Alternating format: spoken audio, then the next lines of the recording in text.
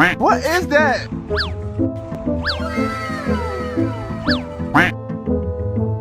Sana all. For today's video, dahil mainit nga ngayon, dito kami naligo sa aming garahe. Dahil nga sobrang init ngayon ng panahon, araw-araw nga pala kami nagbababa ni Drake sa palanggana. Kaya naman, nanghiram muna si Daddy ng swimming pool sa kapitbahay. Kasi wala kaming swimming pool nasira na rin. Dahil nga wala kaming outing ngayong summer, pagtsatsagaan na muna namin tong maliit na swimming pool. Nang matapos na nga ni Daddy bombahan tong swimming pool, itinabi niya nga pala muna ito sa kubo. At baka nga sa sobrang init, baka ito ay pumutok. Sadya nga sobrang init na panahon ngayon. Kaya kung wala naman kayong gagawin sa labas, mas maigi manatili muna kayo sa inyong bahay para hindi tayo ma-dehydrate. Nung binalikan nga pala ni Daddy yung swimming pool sa kubo, ito nga pala ay medyo malambot na. Hindi namin maintindihan kung ito ba ay may butas o mainit lang ang panahon. Pagkalipas nga pala ng ilang oras, ito na nga palang nangyari sa swimming pool. Meron na nga pala siyang tagpi talaga. Kaya naman ang mangyayari talaga sa kanya ay lalambot ng husto. Paano masabi? At dahil nga hindi kami makakaligo sa swimming pool na to, pumunta na nga lang pala ako sa aking pinsan para makiswimming. So weird. Inabutan ko na nga pala silang nagsiswimming dyan. Kaya naman ako, nagbaon pa ako ng goggles. Kaya naman dahil walang gana ang aming pamilya ngayon, dito na lang namin ngayon ine-enjoy ang summer ngayon. Kayo ba guys, nag-swimming din ba kayo nitong summer na to? Paki-comment naman dyan sa baba. Sa mga nag-swimming nga dyan, mapapasana all ka na lang. Sa mga hindi pa pala nagsiswimming dyan na magbabalak palang mag-swimming, baka pwedeng isama nyo ako kasi wala atang balak ang aking pamilya na mag-swimming ngayon. Mabalik nga tayo. Habang nagsiswimming nga pala kami dyan, kami ay nagutom at kumuha ng buchiron. Sana all. Yan nga palang buchiron na yan ay luto ng aking daddy. At yan nga pala ang bago naming business. Umabot na nga rin pala yung buchiron namin sa Italia. At talagang buti pa ang aming buchiron, umabot na sa Italia. Good job! Sa gusto nga pala magnegosyo ng aming buchiron, i-follow nyo lang po ang aming page ng buchiron at i-assist namin kayo kung paano kayo kikita dito.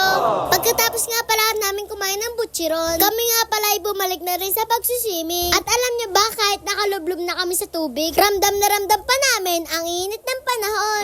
Gusto nyo ba turuan ko kayong lumangoy? Ganto nga pala ang unang ituturo ko sa inyo. O diba, ang kala nyo ang layo ng nilangoy?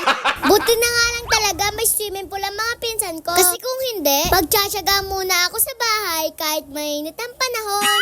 Maraming salamat nga pala sa nagpahiram sa akin ng swimming pool. Hindi nga pala ako yung nakabutas nun sadyang butas na siya.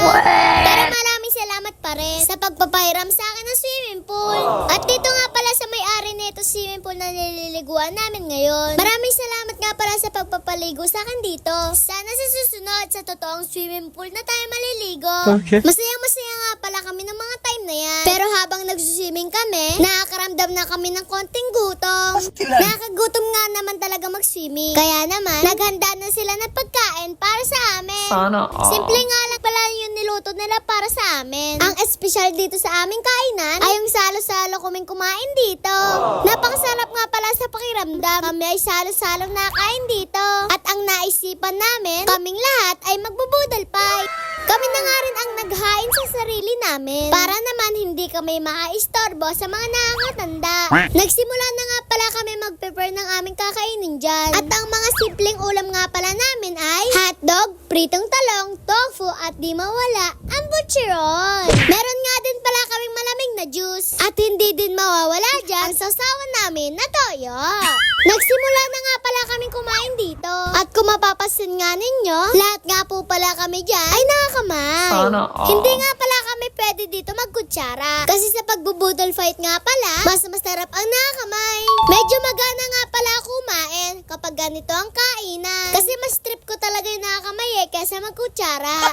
At talagang sa pagbubudol fight, talagang dapat nakakamay. Sobrang sarap nga pala sa piling. Nakasama ko ang aking mga kababata. Kaya naman lamon ang ginagawa namin dyan Habang nakain nga pala kami dyan, naisip ko nga pala na bawal nga pala ako sa maalat. Buti na lang wala dito si Mami at si Daddy para ako ay sawayin sa pagsasawsaw sa toyo. So weird. At tignan nyo naman, inilapit nga pala talaga sa akin yung toyo. Kasi visit naman talaga tong UTI na to. Ito na nga lang talaga nagpapasarap sa kinakain ko, ay bawal pa sa akin.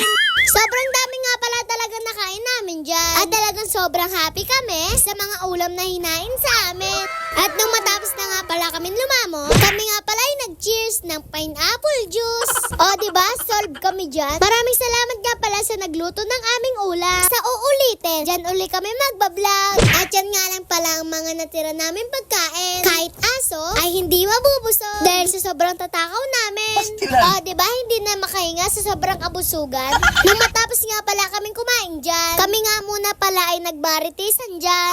At ang pinag-uusapan nga pala namin dyan, kung may balak pa nga mag-swimming ang aming pamilya. Para naman sa susunod, totoong swimming pool na ang aming maliliguan. Yun lang, paalam. Please like, follow, share. Thank you!